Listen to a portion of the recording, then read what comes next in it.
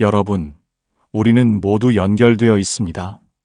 더욱 빛나는 나에 오신 걸 진심으로 환영합니다. 기초연금, 정부에서 주는 돈이라고 해서 65세 넘으면 누구나 받는 줄 아셨죠? 그런데 말입니다. 통장에 돈이 이 금액만 넘으면 단 한 푼도 못 받을 수 있습니다.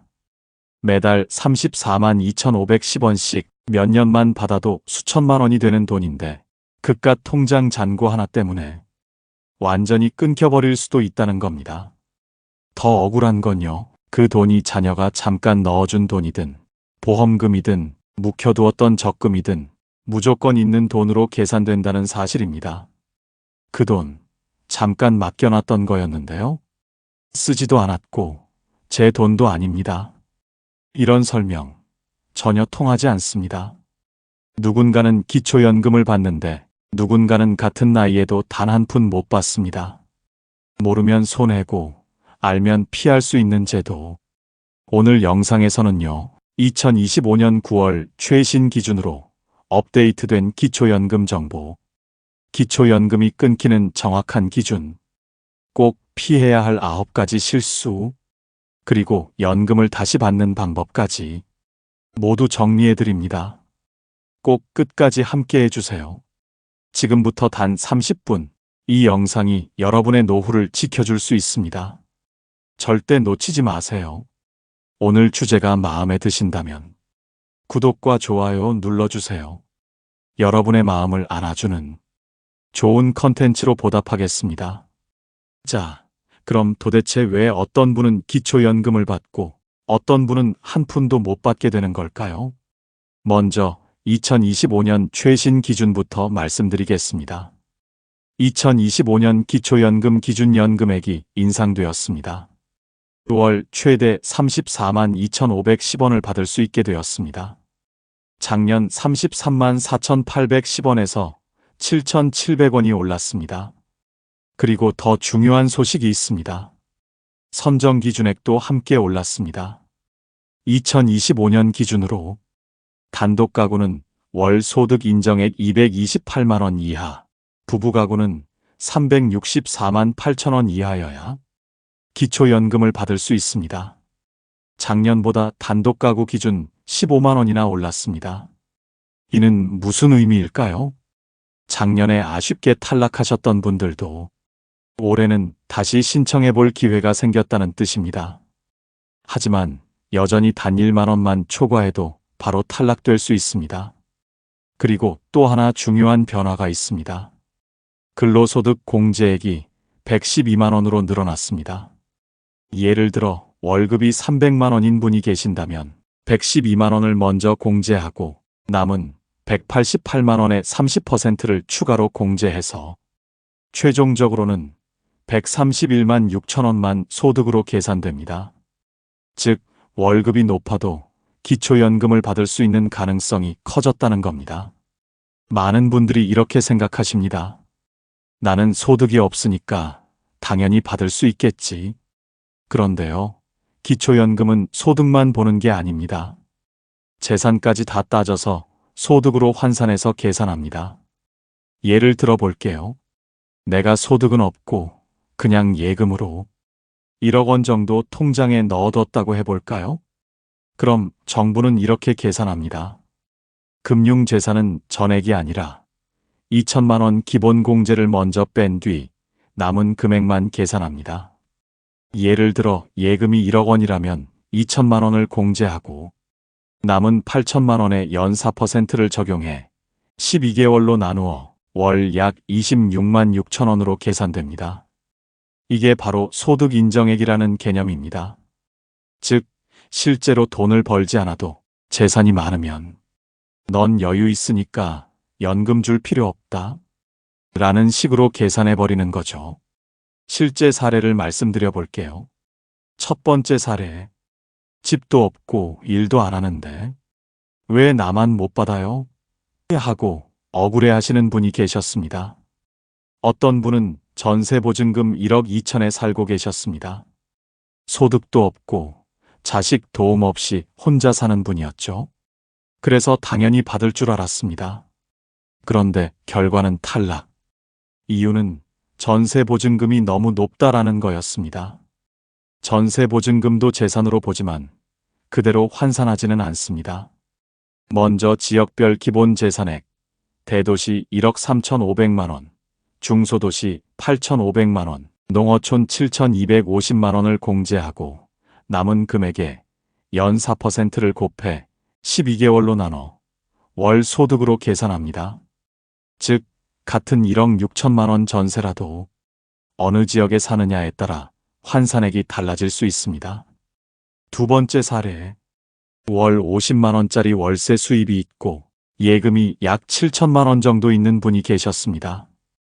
이 둘을 소득으로 환산해 합산했을 때 소득 인정액 기준을 초과하게 되어 기초연금은 단 한 푼도 지급되지 않았습니다.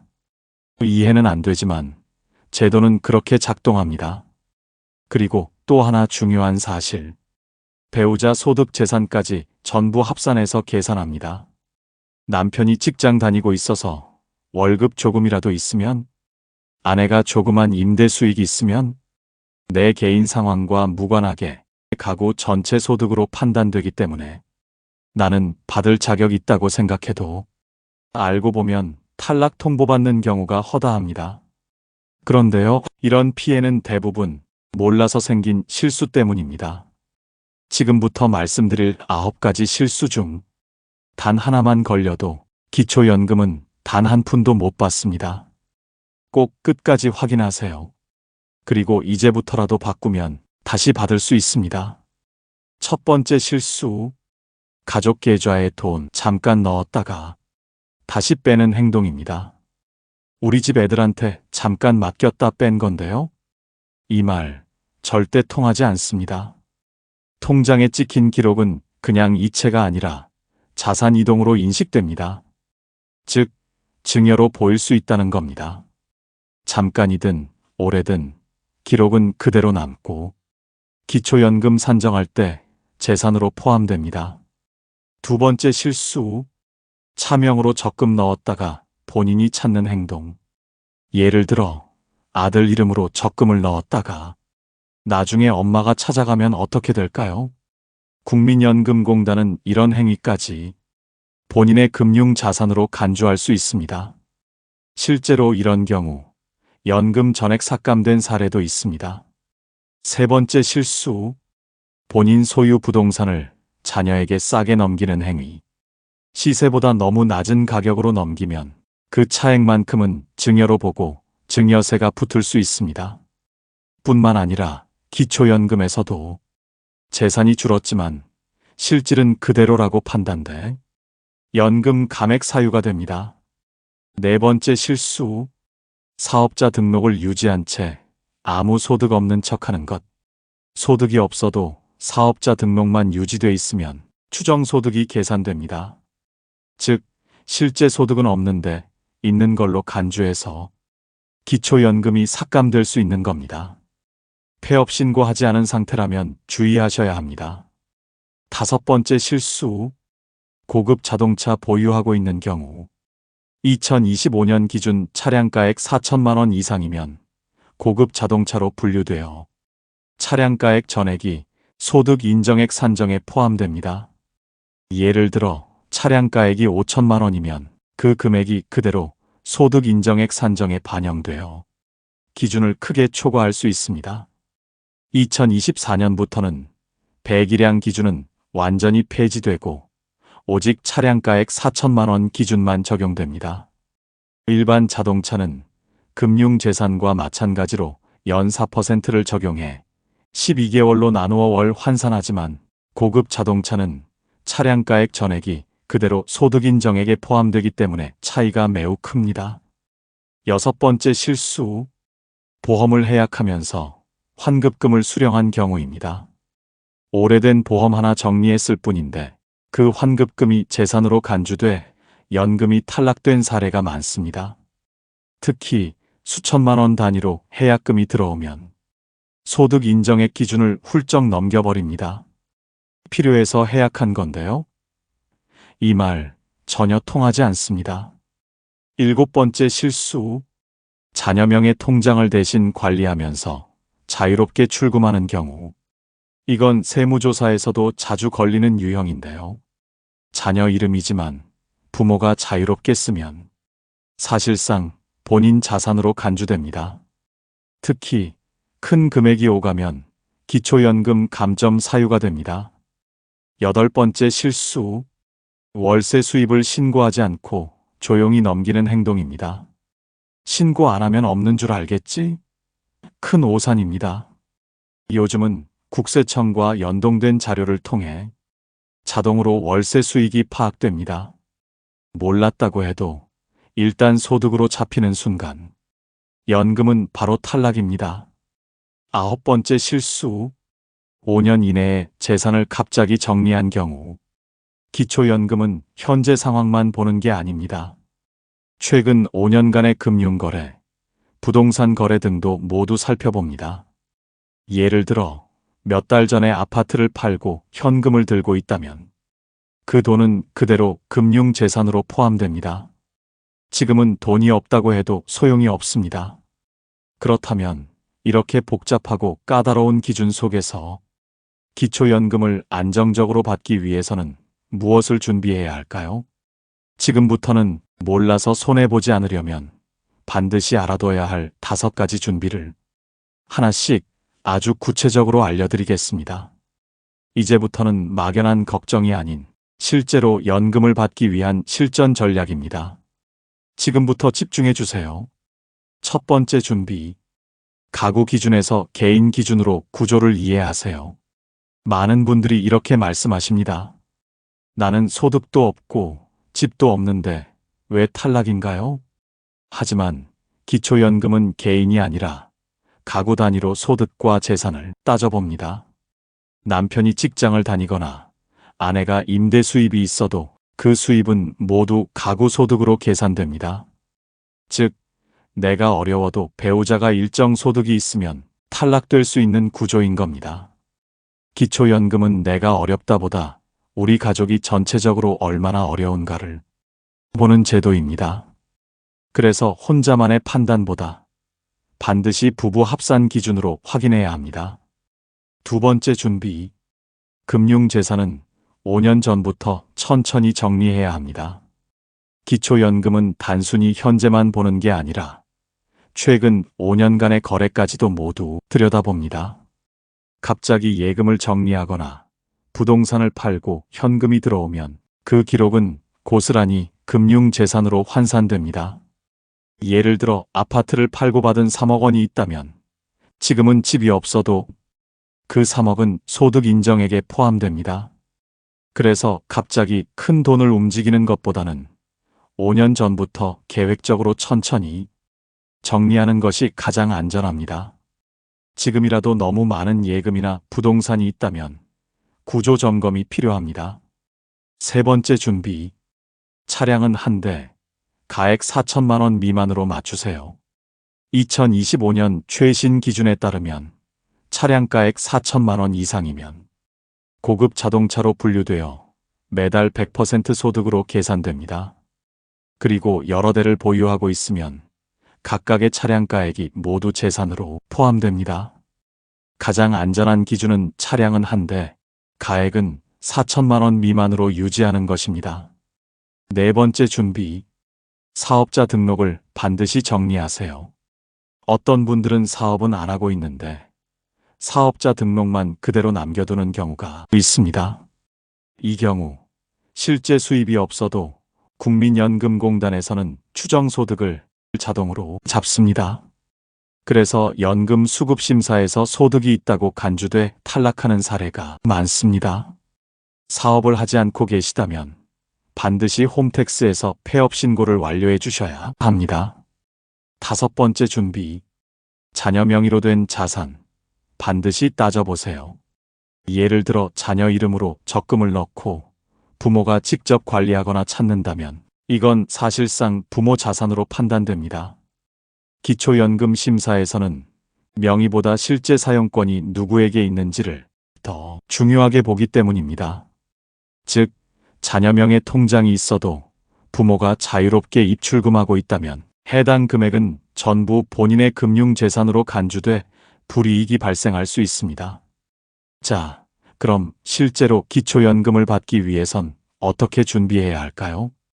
그냥 가만히 있으면 주는 거 아니냐? 하고 계시면 안 됩니다. 신청도 직접 해야 하고, 내 자산 상태도 미리 점검해둬야 합니다.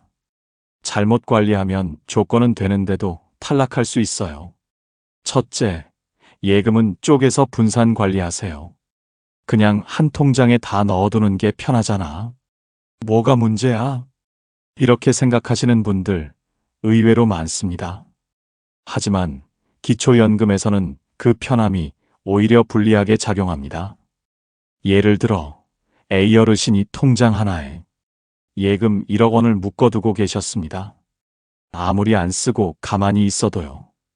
이건 그대로 재산으로 잡혀서 월 소득으로 환산됩니다. 1억 원에서 2천만 원을 공제하고 남은 8천만 원의 연 4%를 12개월로 나누면 월 26만 6천 원이 소득으로 계산됩니다. 그렇게 되면 다른 소득과 합산해서 기준을 초과하기 쉽습니다. 하지만요, 이 예금을 2천만 원, 3천만 원씩 나눠서 생활비 통장, 자녀 지원금 통장, 공과금 자동이체 통장 등으로 용도를 구분해서 관리하면 단순한 저축이 아닌 생활 목적 자금으로 인정될 수 있고 소득인 정액 계산 시 더 유리하게 평가받을 수 있습니다. 물론 단순히 통장만 나눈다고 되는 건 아닙니다. 왜 이 통장이 따로 있느냐, 이 돈이 어디서 왔느냐에 대한 입출금 내역과 사용 목적이 분명해야 합니다. 즉, 실제로 생활에 쓰이고 있다는 흔적이 있어야 이건 저축이 아니라 생활비입니다 하고 인정받을 수 있다는 거죠. 둘째, 보험은 해약보다 유지가 유리할 수도 있습니다. 보험 해약하면 당장 돈 들어오잖아. 그 돈으로 생활비 충당하면 되지 않나요? 이렇게 생각하시는 분들 실제로 굉장히 많습니다. 하지만 기초연금 심사 기준에서는 그 생각이 탈락의 지름길이 될 수 있습니다. 예를 들어 비어르신이 15년 넘게 유지해온 보험을 갑자기 해약해서 환급금 2,500만 원을 받았습니다. 생활비로 쓰려고 했던 거지만 국가에서는 이걸 일시적인 소득으로 간주해서 한 달에 대략 80만 원 넘는 소득이 새로 생긴 걸로 계산할 수 있습니다. 그 순간 소득 인정액이 기준을 훌쩍 넘어서면서 기초연금은 바로 탈락 처리됩니다. 그렇다고 보험을 무조건 계속 유지하라는 건 아닙니다. 보험도 종류에 따라 판단이 다릅니다. 예를 들어 보장성 보험은 유지해도 소득 인정액에 큰 영향을 안 주는 경우가 많습니다. 하지만 저축성 보험은 해약 시 환급금이 크게 잡히기 때문에 오히려 불리해지는 겁니다. 그래서 중요한 건 보험 해약 전에 보장성인지 저축성인지부터 꼭 확인하셔야 합니다. 그리고 혹시 환급금이 크다면 당장 해약하기보다는 필요 보장을 정리하거나 전문가 상담을 거친 뒤 계획적으로 움직이시는 걸 권해드립니다. 셋째, 전세금이 높다면 월세 전환도 고려해 보세요. 나는 집 산 것도 아닌데 그냥 전세인데 왜 불리해요? 이런 말 정말 많이 듣습니다. 하지만 기초연금 심사에서는 전세도 재산으로 봅니다. 그게 바로 문제입니다. 예를 들어 시어르신이 살고 있는 전셋집 보증금이 1억 6천만 원이라고 해볼게요. 집이 내 소유는 아니지만 국가는 이 전세 보증금의 연 4%를 적용해서 월 소득이 생긴 것처럼 간주합니다. 1억 6천만 원의 4%는 연 640만 원, 즉 한 달에 53만 원을 버는 것처럼 계산한다는 뜻입니다. 그렇게 되면 소득 인정액이 초과되어 연금 수급이 어려워질 수 있습니다. 그렇다면 방법은 없을까요? 있습니다. 바로 전세를 월세로 일부 전환하는 겁니다. 물론 월세는 매달 나가는 돈이라 걱정이 되시겠지만 기초연금 심사에서는 소득보다 지출이 많은 사람이 형편이 더 어렵다고 판단됩니다. 예를 들어 보증금 1억 6천 중 일부를 빼서 보증금 3천에 월세 40만 원으로 바꾸면 보증금이 줄어들면서 소득 환산액이 낮아지고 실제 월세 지출은 공제 항목으로 들어가서 결과적으로 소득 인정액이 확 내려갑니다. 단 여기서도 주의할 점은 있습니다. 형식만 월세로 바꿨지 실제로는 돈을 안 내는 구조거나 자녀 집에 살면서 계약서만 그렇게 만든 경우 오히려 조사가 들어올 수 있습니다. 그래서 반드시 실제 임대차 계약서를 갖추고 계좌이체로 월세가 나간 기록까지 있어야 제대로 인정받을 수 있습니다. 넷째, 세무사 또는 공인중개사 상담을 활용하세요. 내 재산이 많지도 않은데 굳이 전문가까지 찾아가야 하나요? 이렇게 생각하시는 분들 참 많습니다. 하지만 실제로는 딱 그 애매한 재산 구조 때문에 탈락하는 경우가 굉장히 많습니다.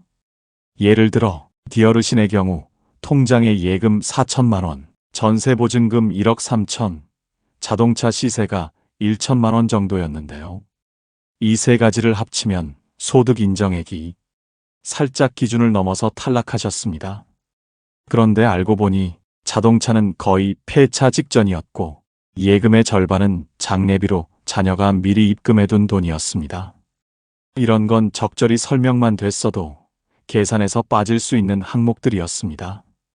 문제는요, 설명할 줄 몰라서 혹은 굳이 이야기하지 않아도 되겠지 하고 넘어가서 그냥 있는 그대로 다 소득으로 간주돼 버린 겁니다. 바로 이런 경우 세무사나 공인중개사의 상담이 큰 도움이 됩니다.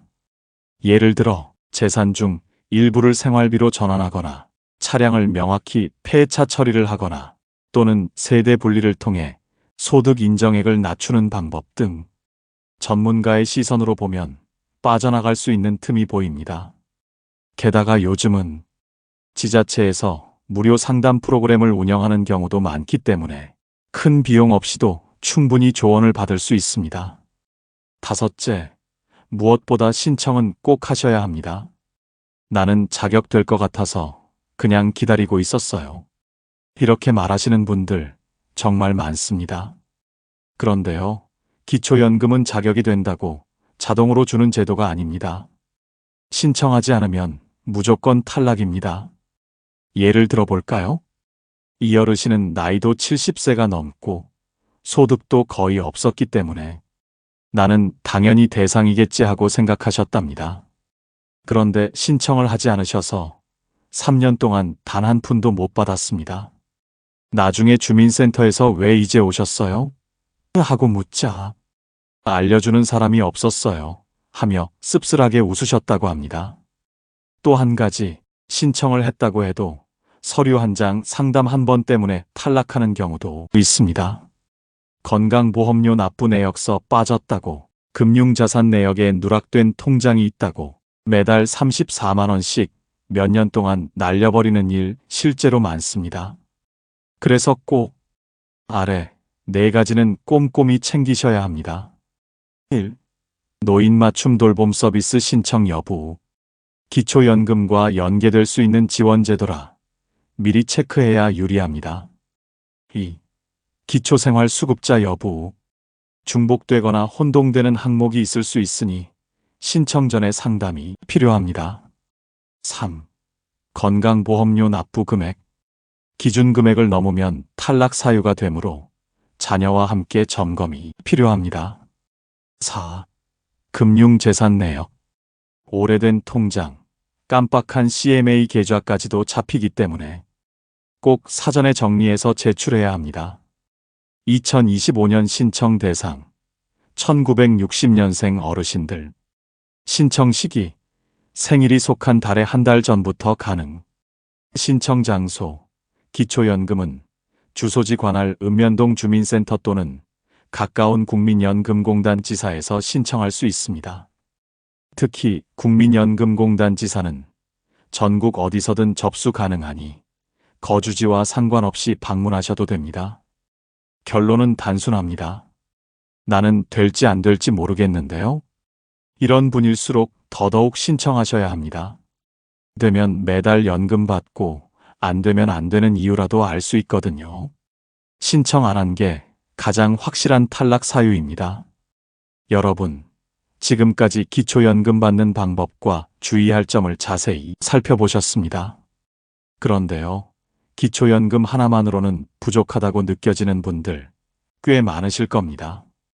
이 돈으로는 약값도 빠듯한데 뭐 다른 방법은 없을까요? 이 질문 너무나도 많습니다. 사실 있습니다. 기초연금 외에도 나라에서 마련해둔 노후 생활비를 위한 제도들이 여러 가지 있습니다. 단, 이것도 아는 사람만 챙겨갑니다. 모르면 못 쓰고 신청 안 하면 한 푼도 못 받습니다. 오늘은 특히 도움될 수 있는 4가지를 알려드릴게요. 잘 보시고 해당되시는 게 있다면 꼭 챙기시길 바랍니다. 첫 번째, 주택연금입니다. 내 집은 있는데 당장 생활비가 없어요. 자식들한테 손 벌리기도 미안하고 노후가 너무 팍팍하네요. 이런 말씀 많이들 하시죠? 그럴 때 꼭 살펴보셔야 할 제도가 바로 주택연금입니다. 이건 내가 지금 살고 있는 집을 담보로 맡기고 그 집에서 쫓겨나지 않고도 매달 일정 금액을 연금처럼 받는 제도입니다. 쉽게 말해 집을 팔지 않고 생활비를 만드는 방법인 거죠. 2025년 기준 자격 조건. 부부 중 1명이 만 55세 이상. 주택의 공시가격이 12억 원 이하일 것. 예를 들어 서울에 아파트 한 채가 있는 70대 부부가 있다고 해볼게요. 이 부부가 주택연금에 가입하면 그 집에서 계속 살면서도 매달 100만 원에서 200만 원까지 생활비를 받을 수 있습니다. 그리고 많은 분들이 걱정하시는 게 있어요. 그럼 집은 나라에 뺏기는 거 아니에요? 절대 그렇지 않습니다. 집은 여전히 본인 명의로 남아 있고요. 부부가 모두 사망한 후에도 자녀가 집을 물려받을 수 있습니다. 그때는 지급된 연금액만 상환하거나 집을 팔아서 정리하면 됩니다. 중요한 건 살고 있는 동안 절대 쫓겨나지 않는다는 것. 이건 법으로 보장되어 있으니 걱정하지 않으셔도 됩니다. 게다가 주택연금 수령액은 소득인 정액에서 일부 유리하게 반영되기도 하기 때문에 기초연금이나 기타 복지 수급 자격에도 긍정적인 영향을 줄 수 있습니다. 신청은 주택금융공사 HF 홈페이지나 전화 상담 1688-8114 혹은 가까운 은행 창구에서 가능합니다. 두 번째는 농지연금입니다. 이런 말씀 들어보셨죠? 나는 집도 없고 가진 거라곤 시골 밭 하나뿐이야. 그거 팔아도 돈 안 되고 그냥 그대로 두고만 있어요. 그런데 여러분, 그 밭 하나, 논 한 마지기도 그냥 놔두면 손해입니다. 왜냐하면 기초연금이나 각종 복지 혜택에서는 그 땅도 재산으로 계산되거든요. 실제로 돈은 하나도 안 생기는데 있는 재산으로 분류돼서 탈락 사유가 되는 경우도 많습니다. 그래서 등장한 게 농지연금입니다. 이건 말 그대로 내가 가진 농지를 담보로 매달 연금을 받는 제도입니다. 2025년 기준 신청 조건. 만 60세 이상 고령농업인. 기존 65세에서 하향 조정. 5년 이상 영농 경력이 있을 것. 소유한 농지가 실제로 농사지었던 땅일 것. 자, 그럼 얼마를 받을 수 있느냐? 농지의 위치, 크기, 시세에 따라 달라지긴 하지만 적게는 월 20만 원, 많게는 월 80만 원 이상까지도 수령 가능합니다. 생각해 보세요. 아무도 찾지 않는 논밭, 그냥 가지고만 있는 것보다 매달 생활비가 생긴다면 훨씬 유리하지 않겠습니까? 그리고 중요한 사실 하나. 농지연금 수령액은 소득 인정액에서 비교적 유리하게 반영됩니다. 즉, 기초연금과 병행이 가능할 수 있고 설계에 따라 오히려 더 유리해지는 경우도 있습니다. 나는 농사를 안 지었는데요? 하시는 분들도 계실 텐데요. 본인이 직접 경작하지 않았더라도 과거에 가족이 지었거나 임대 내역이 있다면 상담 후 가능 여부 판단이 됩니다.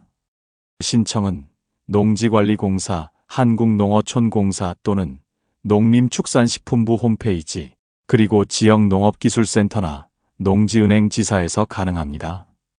가능하면 전문 상담을 꼭 받아보시는 걸 추천드립니다. 모르고 그냥 묵혀둔 땅이 내 노후를 든든히 책임져줄 생활비 통장이 될 수 있습니다. 세 번째, 노인 일자리 지원 사업입니다. 많은 분들이 이렇게 말씀하시죠. 몸은 아직 쓸만한데 마땅한 일이 없어요. 일하려 해도 나이 많다고 다들 안 뽑아요. 그럴 때 꼭 알아보셔야 할 게 바로 노인 일자리 사업입니다. 이건요, 단순히 돈 벌기 위한 일자리가 아닙니다. 건강도 챙기고 사회와 연결되는 기회이기도 합니다. 2025년 기준 신청 자격 노인공익 활동 사업 65세 이상 어르신 중 기초연금 수급자 노인 역량 활용 사업 및 공동체 사업단 60세 이상 어르신 일자리는 생각보다 다양합니다. 예를 들면요. 어린이 보호구역에서 교통지원 활동, 동네 경로당이나 복지시설의 안내 도우미, 초등학교 앞에서 안전지킴이 역할, 공원이나 동네 환경을 정리하는 공공시설 정비 활동, 취약계층 가정을 방문해 말벗이 되어드리는 사회서비스형 일자리, 대부분 하루 2~3시간, 주 3회 정도의 활동으로 한 달 기준 약 27만원에서 30만원 정도의 활동비를 받을 수 있습니다. 중요한 건 이 활동비는 소득으로 간주되지 않기 때문에 기초연금과 중복수급도 가능합니다. 즉, 기초연금도 받고 활동비도 따로 받고 건강까지 챙길 수 있으니 일석삼조인 거죠. 특히 혼자 계신 분들, 하루 종일 집에만 있으면 몸도 마음도 가라앉습니다.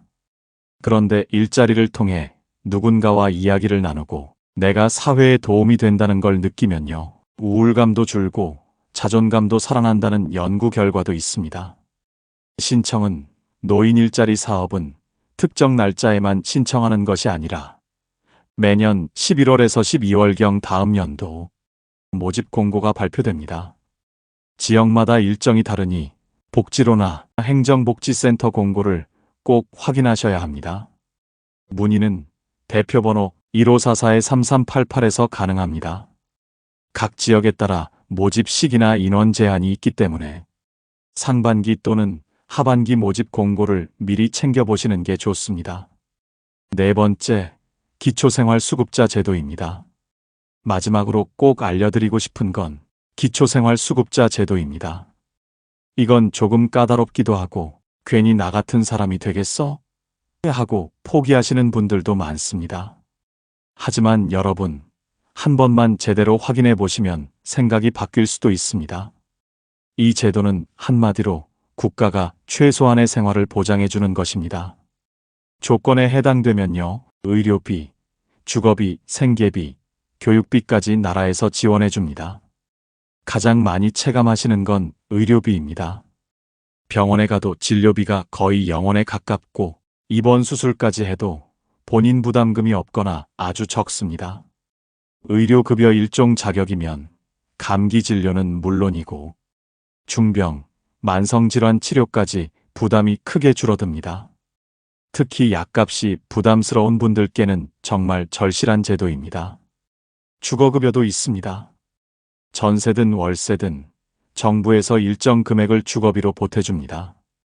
예를 들어 월세 35만원을 내고 계신 분이라면 그중 20만원 가까이 지원받을 수도 있는 거죠. 전국 평균이 10만원에서 25만원 수준입니다. 생계급여는 현금으로 들어오는 지원입니다. 가구원 수와 상황에 따라 매달 50만원 이상 받는 분들도 많습니다. 기초연금과는 별도로 받을 수 있고요. 식비, 기본 생계 유지에 큰 도움이 됩니다. 2025년 기준 개선 사항, 자동차 재산 기준 완화, 2000cc 미만, 500만원 미만 자동차는 일반 재산 환산율 4.17% 적용, 부양 의무자 기준 완화, 연소득 1.3억 원 또는 일반 재산 12억 원 초과로 기준 상향, 노인 근로소득 공제 확대, 65세 이상으로 적용 대상 확대. 자, 그럼 이 정도면 무조건 신청해야 되는 거 아닌가 싶은데요. 현실은 조금 복잡합니다. 기초생활수급자는 소득인 정액과 재산 기준을 모두 만족해야 합니다. 예금이 많거나 집이 큰 경우엔 탈락될 수 있습니다. 하지만 최근에는 기준들이 많이 완화됐습니다. 자녀가 있어도 따로 살고 있고 실제로 생활비를 전혀 주지 않고 있으며 본인이 경제적으로 어려운 상황이라는 걸 서류로 증명하면 수급자로 선정되는 경우도 많습니다. 그래서 무조건 안 될 거야 하고 포기하시면 안 됩니다. 주민센터 복지 담당자에게 방문하시거나 복지로 사이트에서 모의 계산을 해보시면 내가 지금 받을 수 있는지 확인이 가능합니다. 무엇보다 중요한 건 상담만 받아도 불이익은 전혀 없다는 것입니다. 오히려 지금은 몰라도 상황이 바뀌었을 때 우선순위로 등록되어 있을 수도 있죠. 기초생활수급자는 가난한 사람만 받는 제도가 아니라 어려운 시기를 살아가는 분들을 위한 제도입니다. 꼭 혜택이 필요하다면 지금 한번 용기 내서 문을 두드려 보시길 바랍니다. 여러분, 평생을 가족 위해, 자식 위해 아껴오셨죠? 이제는 여러분 자신을 위해서도 한 번쯤 꼼꼼히 따져보셔야 합니다. 나는 아직 괜찮아? 복잡해서 귀찮아? 이렇게 넘기기엔 기초연금은 매달 수십만 원, 앞으로 수천만 원이 될 수도 있는 소중한 권리입니다.